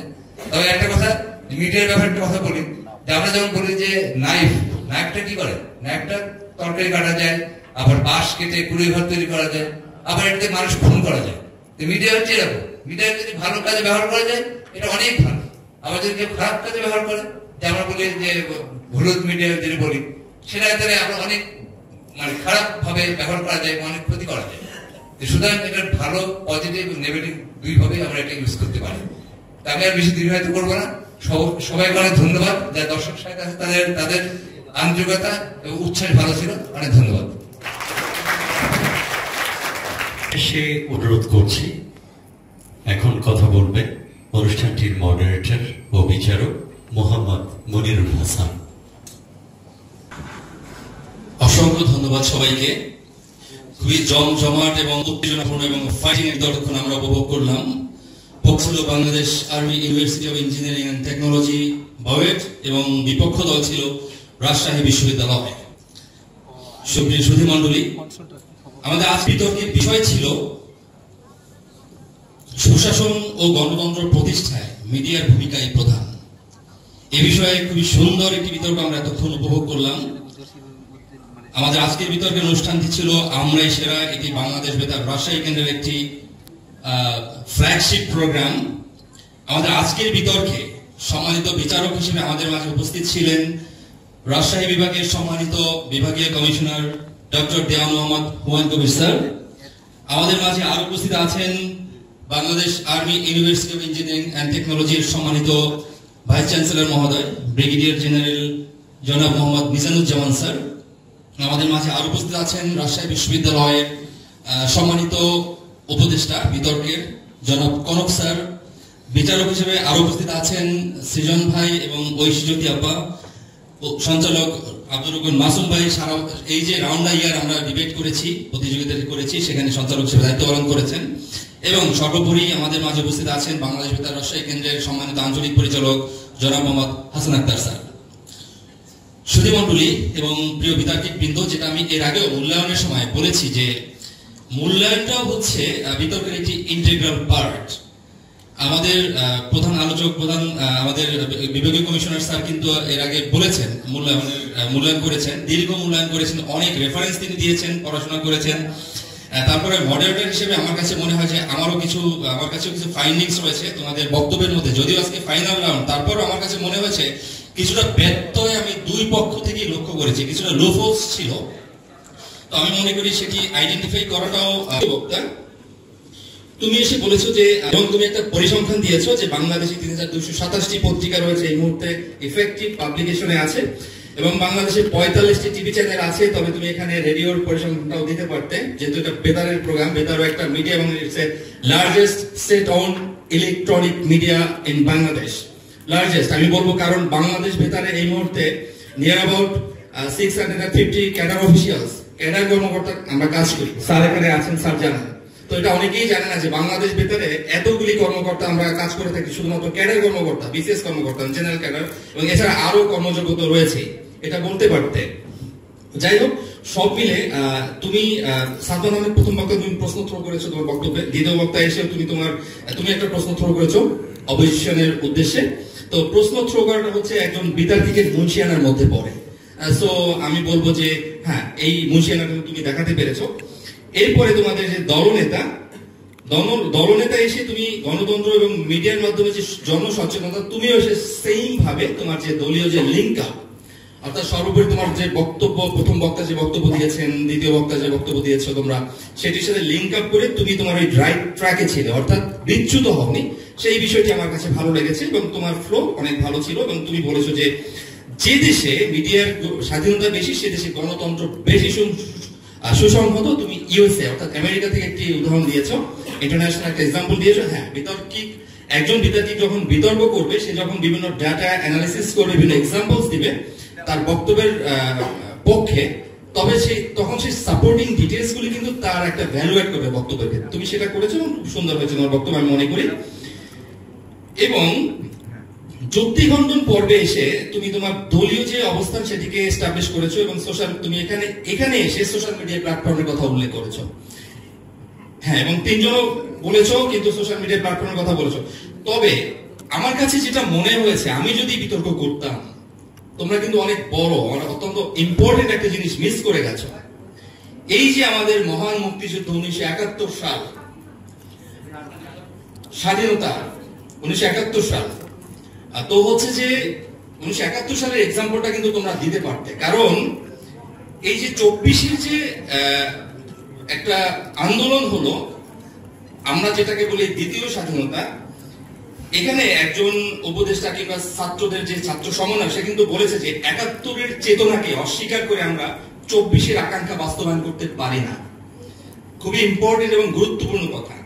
তো হচ্ছে যে এইটার সাপোর্টিং তুমি যদি বলতে পারতে যে মাননীয় মডারেটর, 1971 সালে কোনো মিডিয়া ছিল না, আমরা বাঙালিরা কিন্তু কোনো ইনফরমেশন পাই না, আমরা ইনফরমেশন, তখন টেলিফোন ছিল না, মোবাইল ছিল না। বাংলাদেশ বেতার সেখানে গুরুত্বপূর্ণ ভূমিকা পালন করেছে। বাংলাদেশ বেতার সেখানে একটি গান প্রচার করেছে, মোরা একটি ফুলকে বাঁচাবো বলে যুদ্ধ করি, মোরা একটি মুখের হাসির জন্য যুদ্ধ করে। মাননীয় মডারেটর এই কথাটি কে প্রচার করেছিল ওই সময়, ওই অন্ধকার যুগে, যখন কারেন্ট ছিল না, যখন কোনো মিডিয়ার অস্তিত্ব ছিল না, তখন বাংলাদেশ বেতার এই দায়িত্বটি পালন করেছে। এবং সেক্ষেত্রে এই যে গণতন্ত্র সুসংহত হয়েছে, এই যে সুশাসন প্রতিষ্ঠিত হয়েছে, পাকিস্তানি হানাদারদের বিরুদ্ধে তাদের যে অপশাসন ছিল, তাদের যে অত্যাচার ছিল, সেখান থেকে একটি সুশাসন, একটি গণতন্ত্র প্রতিষ্ঠার ক্ষেত্রে বাংলাদেশ বেতার কিন্তু অত্যন্ত গুরুত্বপূর্ণ ভূমিকা পালন করেছে। মাননীয় মডারেটর, আমাদের অবস্থান হচ্ছে সেখানে। আমরা এই যুক্তিতে বলতে চাই, এই 21শ শতাব্দীতেও এসে মিডিয়ার যে আধিক্য, আজকে আমরা যে আন্দোলন করেছি 24 সালের যে আন্দোলন, আজকে ছাত্র জনতার যে স্বতঃস্ফূর্ত আন্দোলন, তাদের যে মেসেজ, এই মেসেজটা কিভাবে প্রচারিত হয়েছে। আজকে আগামীকালকে, অর্থাৎ আগামীকালকে আমাদের আন্দোলন হবে না, একদিন আমরা আগিয়ে নিয়ে আসবো, এটা কার মাধ্যমে প্রচারিত হয়েছে? মিডিয়ার মাধ্যমে প্রচারিত হয়েছে। মাননীয় মডারেটর, তোমরা কিন্তু সেইভাবে বলতে পারতে, কিন্তু তোমরা কিন্তু সেটা বলো না। আমার কাছে মনে হচ্ছে এটা যদি বলতে পারতে, স্যার এখানে আছেন, স্যার আমি যদি ডিবেট করতাম আমি কিন্তু বলতাম। তো এটা বললে তোমাদের বক্তব্যটা আরো শান্ত হতো, আরো ফাইটিং হতো। এখন আসো বিপক্ষ দলের দিকে। যদি বিপক্ষ দলের মূল্যায়নে আমি আসি, সেখানে আমি বলি তোমাদের যে প্রথম বক্তা, তুমি তোমার শুরুটা অত্যন্ত চমৎকার ছিল। তুমি বলেছো যে আসলে অ্যাজ ইউজুয়াল বিপক্ষ দল তো পক্ষ দল যা বলবে সেটা যদি সাপোর্ট করেই যায়, তাহলে সে বিপক্ষ দল থাকবে, তাকে তো বিপক্ষ দলের জন্য আলাদা একটা প্রপঞ্চ থাকবে, তার একটা নিজস্ব একটা স্ট্যান্ড পয়েন্ট থাকবে। তো তোমাদের স্ট্যান্ড পয়েন্ট ছিল যে আধুনিক গণতন্ত্র সুশাসন প্রতিষ্ঠায় মিডিয়ার ভূমিকায় প্রধান। এক্ষেত্রে আমরা মনে করি জনসচেতনতা, মিডিয়া নয়, জনসচেতনতা এবং জাতীয় ঐক্যই পারে একটি সুসংহত আধুনিক গণতন্ত্র সুশাসন প্রতিষ্ঠা করতে। সেই দিক থেকে তুমি এখানে তোমার দলীয় অবস্থানকে এস্টাবলিশ করেছো। হ্যাঁ, তুমি মিডিয়ার রোলকে তুমি অস্বীকার করনি, মিডিয়া একটা ভাইটাল রোল প্লে করে, বাট সবচেয়ে বেশি গুরুত্বপূর্ণ যে রোলটা প্লে করে সেটা হচ্ছে জনসচেতনতা এবং জাতীয় ঐক্য। এবং সেক্ষেত্রে তুমি 2024 সালের যে আন্দোলন, সেই বিষয়টিকে তুমি সামনে নিয়ে এসছো এক্সাম্পল হিসেবে। দ্বিতীয় বক্তা হিসেবে দেওয়া হয়েছে দেশব্যাপী বিদ্যুৎ বন্ধ করে দেওয়া হয়েছে, যোগাযোগ ব্যবস্থাকে কারফিউ দিয়ে বন্ধ করে দেওয়া হয়েছে, কিন্তু কোনো কিছুই কার্যকর হয়নি জনসচেতনতা এবং জাতীয় ঐক্যের কারণে, আন্দোলনের শক্তির কারণে। তো এটি তুমি এস্টাবলিশ করেছো। তুমিও মিডিয়াকে অস্বীকার করনি, বাট তুমি বলেছো যে হ্যাঁ মিডিয়া গুরুত্বপূর্ণ, বাট সবচেয়ে বেশি গুরুত্বপূর্ণ হচ্ছে জনসচেতনতা এবং জাতীয় ঐক্য। তোমারও প্রথম বক্তার সাথে লিঙ্ক আপ ছিল। এরপরে দলীয় তোমাদের দলনেতা, তুমি এসে তোমার দলের অন্যান্য যারা সদস্য রয়েছে তাদের বক্তব্যের সাথে তুমি সিমিলারিটিস নিয়ে এসছো, এবং তুমি এসে এখানে তোমার বক্তব্যে আমি শুধু একটা চিঠি ফোটা, অর্থাৎ একবার শুধু তুমি 71 সালের নাম উল্লেখ করেছো। তুমি 66 থেকে শুরু করেছো, 52, 66, 69, 71, 90 এবং সর্বোপরি 24। এইখানে শুধুমাত্র 71 এসছে একবার। বাট 71 সাল হচ্ছে আমাদের অস্তিত্বের জায়গা, 71 সাল হচ্ছে আমাদের ব্রিডিং গ্রাউন্ড। বাংলাদেশ জন্ম হয়েছে 71 সালে। সো এটা কিন্তু আরো সুন্দরভাবে তুমি এস্টাবলিশ করতে পারবে তোমার বক্তব্যে। তাহলে আমি মনে করি যে আজকে যারা অডিয়েন্স রয়েছেন, এখানে যারা অডিয়েন্স রয়েছেন তারাও কিন্তু আমার সাথে আমি মনে করি যে একমত আপনারা, যে 71 সালকে যদি এখানে আনা হতো এবং বাংলাদেশ বেতার যে মিডিয়ার যে গুরুত্বপূর্ণ ভূমিকা সেদিকে যদি আনা হতো, তাহলে আরো ফাইটিং হতো, আরো বেশি উপভোগ্য হতো। এরপরে যুক্তি খণ্ডন পর্বে তুমি তোমার বক্তব্যকে ওই আগের মতোই পক্ষ দলের বক্তব্যকে তুমি যুক্তি খণ্ডন করেছো এবং তোমার মতো তুমি তোমার বক্তব্য চালিয়ে গেছো। সর্বোপরি তোমার দলীয় অবস্থানকে সুস্পষ্টভাবে স্টাবলিশ করেছো। তো প্রিয় বিতার্কিক বৃন্দ, আমার সাধারণ যে মূল্যায়ন সেটি শেষ হলো। তো আমি সর্বোপরি বলতে চাই যে আমাদের সম্মানিত অতিথিবৃন্দ এখানে আছেন, আজকে যারা তোমরা বিজয়ী হবে তাদের জন্য শুভকামনা থাকলো, যারা বিজয়ী হতে পারবে না, বিজিত হবে তাদের জন্য শুভকামনা থাকলো। এই যে রুফলসগুলো আমি বললাম যে 1971 সাল হচ্ছে আমাদের অস্তিত্বের জায়গা, এই বিষয়টিকে কিন্তু আমরা কখনো অস্বীকার করব না। 1924-কে যেরকম আমরা গুরুত্ব দিব, 1971-কেও কিন্তু আমরা গুরুত্ব দিব, কারণ 1971-টাও আমাদের জন্য গুরুত্বপূর্ণ। সুতরাং সর্বোপরি এখানেই থেমে থাকা নয়, যারা বিজিত হবে এবং যারা বিজয়ী হবে, কারণ তোমরা আজকে ডিবেট করেছো, পরবর্তীতে অন্য কোনো মঞ্চে যাবে, বাংলাদেশ বেতারকে তোমরা ভুলে যাবে না। আর একটা হচ্ছে যে সর্বশেষে একজন ইংলিশ পোয়েট, মোর স্পেসিফিকলি আমি যদি বলতে চাই তাহলে সেটা হচ্ছে যে জোসেফ থমাস ডায়লন, ওয়েলসের কবি, তিনি বলেছিলেন যে do not go gentle into that good night. আজকে আমরা যে বিতর্ক করেছি, আমাদের একটা অঙ্গীকার হওয়া উচিত যে আমরা সহজে ছেড়ে দেবো না, যে মঞ্চেই যাবো আমরা জয় ছিনিয়ে নিয়ে আসবোই। এই বলে আমি আমার বক্তব্য শেষ করছি। তো সুপ্রিয় বিতার্কিক বৃন্দ, ফলাফল আমার হাতে চলে আসছে। তো আমি মনে করি স্যারের কাছ থেকে পারমিশন যে তার নাম ঘোষণা করছি। আমাদের আজকের শ্রেষ্ঠ বক্তা হচ্ছে কি, হার্টবিট হচ্ছে? আচ্ছা, দীর্ঘ 1 বছরের প্রতিযোগিতা এবং দীর্ঘ টানাপোড়েন এবং যুদ্ধের ফল আজকে শ্রেষ্ঠ বক্তা হয়েছে মোহাম্মদ সিফাত হোসেন দরুন।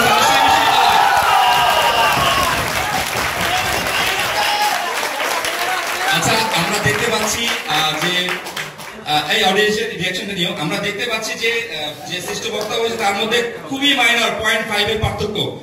এখন একটু দাঁড়াও, শ্রেষ্ঠ বক্তা একটু দাঁড়াও।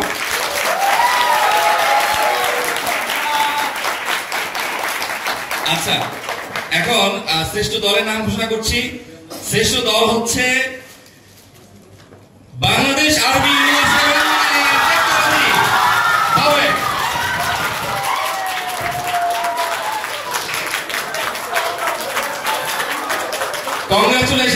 কংগ্রাচুলেশনস। তোমাদের উত্তেজনা আমার মধ্যে ভর করেছে, আমি মনে করছি আমি দাঁড়িয়ে গেলাম। তোমাদেরকে স্বাগত জানাচ্ছি। তো এখানে যারা আছে আমাদের সৈন্য সামন্ত কোথায়, আমাদের সোলজার বাহিনী কই? এই তো বসো বসো, তোমরা বসো বসো। আপনাদের আজকে এই যে স্বতঃস্ফূর্ত অংশগ্রহণ, এই বিষয়ে এখানে স্বতঃস্ফূর্ত অংশগ্রহণ করার জন্য আমি বায়োর থেকে অডিয়েন্স তোমরা চলে এসছো, তোমাদেরকে ছাত্রছাত্রীদেরকে আমি আন্তরিকভাবে ধন্যবাদ জানাচ্ছি। বায়োটে যিনি ডিন মহোদয়, টিচার্স মহোদয় রয়েছেন, আপনাদেরকে ধন্যবাদ জানাচ্ছি। শহীদ ভাই অনেক কষ্ট করেছেন, আপনাকে ধন্যবাদ জানাচ্ছি। আমি ধন্যবাদ জানাচ্ছি রাজশাহী বিশ্ববিদ্যালয় থেকে যারা তোমরা চলে এসছো। অডিয়েন্স, তোমাদেরকে ধন্যবাদ জানাচ্ছি, তোমরা সাপোর্ট করেছো। এরপরে আমি ধন্যবাদ জানাচ্ছি ছাত্র উপদেষ্টা কনক ভাইকে, আমি ধন্যবাদ জানাচ্ছি সৃজন ভাইকে, আমি ধন্যবাদ জানাচ্ছি ঐশ্বর্য আব্বাকে, রকম ভাইকে। আমি আন্তরিকভাবে ধন্যবাদ জানাচ্ছি আমাদের এই পুরো প্রোগ্রামে সারা বছরব্যাপী সুস্পষ্ট সুন্দর নির্দেশনা দেওয়ার জন্য আমাদের আন্তরিক পরিচালক মহোদয় স্যারকে। আমি আরো ধন্যবাদ জানাচ্ছি আমাদের বায়োটের সম্মানিত ভাইস চ্যান্সেলর মহোদয় জনাব ব্রিগেডিয়ার জেনারেল বিজয়ুজ্জামান স্যারকে, এবং সর্বোপরি ধন্যবাদ জানাচ্ছি স্যারের সম্মানিত পিএস আমাদের আরাফাত ভাই, চুপচাপ বসা আছে। আরাফাত ভাইকে ধন্যবাদ জানাচ্ছি, কারণ সার্বক্ষণিক আমার সাথে তার সাথে কমিউনিকেশন ছিল বিভিন্ন অ্যারেঞ্জমেন্ট করার জন্য। তো এই প্রেসগুলি কোথায়? ভাবছি যে সব শেষ হলে করবো। মনিরুল সবার আগে বলছে কি যে বাংলা ইংরেজি মিশানো যাবে না, কিন্তু বিতর্কের যে মূল বিষয় মিডিয়াটা কি বাংলা না ইংরেজি শব্দ? স্যার আমি আচ্ছা ঠিক আছে, আমার এখানে একটু আমার কি বলে একটু এক্সপ্লানেশন আছে স্যার। আপনার পয়েন্টসটা ঠিক আছে। এই পয়েন্টসটা আসলে আমাদের যে সম্মানিত কলিগবৃন্দ রয়েছেন তারাও এটা বলেছিলেন যে মিডিয়া হবে না গণমাধ্যম হবে। তো আমি বলেছি যে এখানে আমার ব্যাখ্যাটা ছিল এরকম যে মিডিয়া এবং গণমাধ্যম দুটোই সেম, কিন্তু আমরা যখন একবার বা দুইবার উচ্চারণ করবো, আমাকে সাবজেক্টস ম্যাটার চুজ করার ক্ষেত্রে আমি নিজেদের আগে সিলেক্ট করেছি, কিন্তু ফ্যাক্টর হচ্ছে অনেক কিছু চিন্তা করতে হচ্ছে, অনেক গ্রামার উচ্চারণ, মানে হচ্ছে যে গণতন্ত্র এবং কি বলে মিডিয়া এবং গণমাধ্যম, এটা যখন আমরা একবার বা দুইবার উচ্চারণ করবো তখন সমস্যা হবে না। যখন একজন বিদ্যার্থী ফ্রিকুয়েন্টলি উচ্চারণ করবে গণমাধ্যম, তার চেয়ে মিডিয়ার উচ্চারণটা স্মুথলি হয়। দ্যাটস ওয়াই স্যার আমি মিডিয়াটাকে রেখেছি স্যার, এই বিদ্যার্থীদের সুবিধার জন্য স্যার, এখানে অন্য কোনো ইয়ে নেই স্যার। ঠিক আছে, থ্যাংক ইউ স্যার। আর সবাইকে আন্তরিকভাবে ধন্যবাদ জানাচ্ছি। এখন আমাদের পুরস্কার বিতরণের পালা। ঠিক আছে, আগে আহ্বান জানাচ্ছি রাজশাহী বিশ্ববিদ্যালয়কে।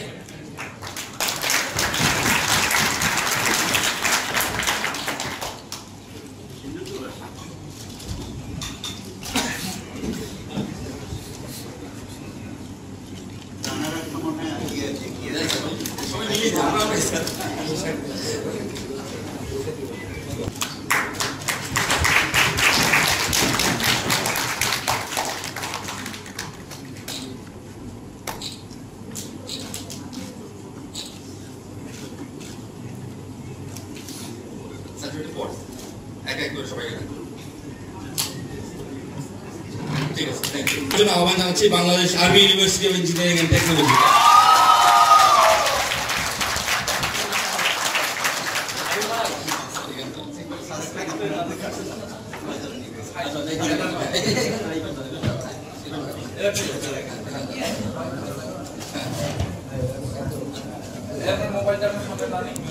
এই প্রেমে আসে সবাই।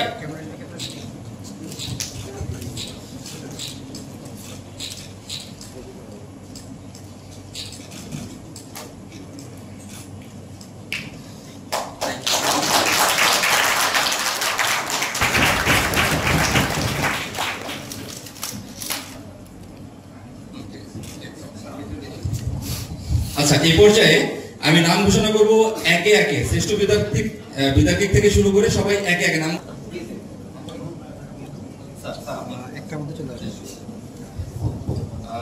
শ্রেষ্ঠ বিদ্যার্থী সনদ দেওয়ার জন্য আমি অনুরোধ করছি আমাদের আঞ্চলিক পরিচালক জনাব হাসান আক্তার স্যারকে। মোহাম্মদ সিফাত হোসেন।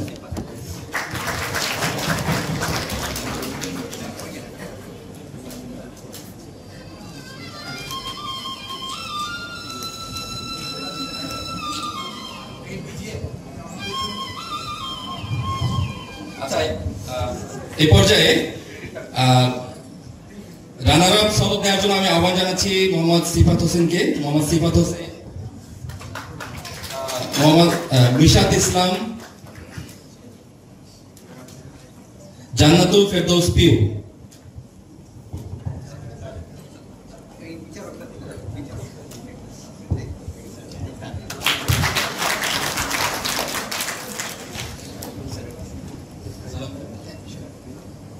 মিশাদ ইসলাম সার্টিফিকেট নিবে সৃজন ভাইয়ের কাছ থেকে, আমাদের আরেকজন বিচারক।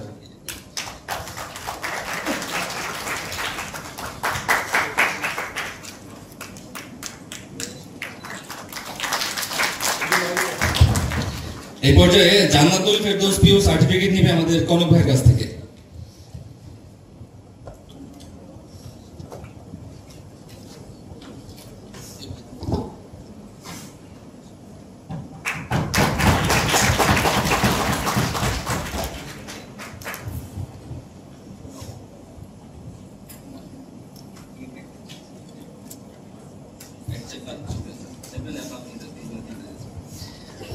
সুধীমণ্ডলী, এ পর্যায়ে চ্যাম্পিয়ন সার্টিফিকেট কাজী সুমাইয়া নাইস।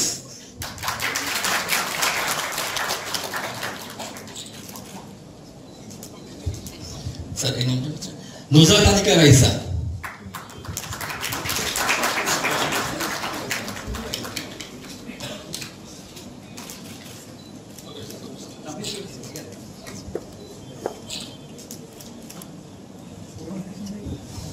এ পর্যায়ে আহ্বান জানাচ্ছি সাদমান আহমেদকে।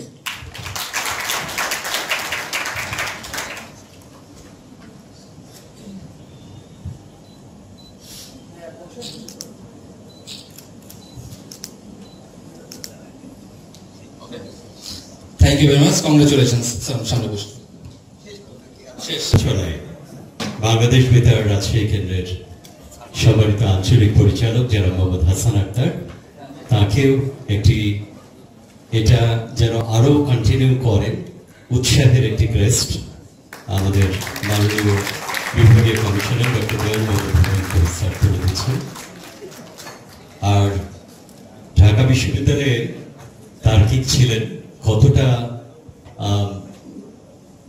প্রতিপক্ষের জন্য ভয়াবহ ছিলেন আমাদের যারা মনিরুল হাসান, তাকে দেখে তার কথা শুনে আমরা নিশ্চয়ই অনুভব করছি। তিনি উপ আঞ্চলিক পরিচালক জনাব মোহাম্মদ মনিরুল হাসান, তিনি এখন গ্রহণ করছেন। মাসুম পারভেজ আমাদের প্রযোজক, বাংলাদেশ বেতার রাজশাহীর সহকারী আঞ্চলিক পরিচালক জনাব মাসুম পারভেজ, এরপরে জনাব মনিরুল হাসান।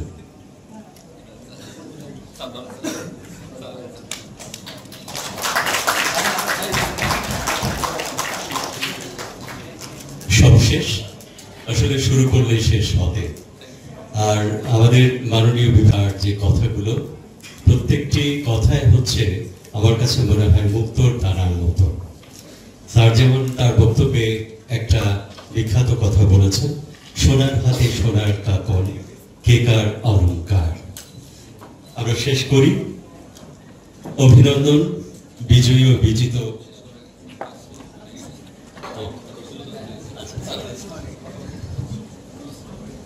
আমি শুধু একটা কথা বলবো যে আমি যখন আমার বক্তব্যে বলেছিলাম যে 100 মিটার দৌড়ে ডিফারেন্স থাকে খুব কম, একজন একটু এগিয়ে থাকে 0.02 সেকেন্ড। আমরা বেন জনসনের নাম শুনেছি, তার সে 9 পয়েন্ট সামথিং, আরেকজন 9 পয়েন্ট সামথিং একটা ইয়েতে বিজয় হয়েছিল। এখানে 0.0 সামথিং একটা ডিফারেন্স থাকে। রাজশাহী ইউনিভার্সিটি খুবই ভালো করেছে। আমি তো একবার ভেবেছিলাম যে ওরাই চ্যাম্পিয়ন হবে, যাই হোক রেজাল্ট সেটা যেটাই হোক, আমরা দুজনেই তারপরে বলেছিলাম যে আমরা সেরা, মানে দুই পক্ষ এবং বিপক্ষ তারা দুজনই সেরা। সুতরাং আমার এখানে আমি আশা করবো যে কারোর জন্য মন খারাপ না থাকে, যে আমি একটু খারাপ করলাম বা এরকম না থাকে।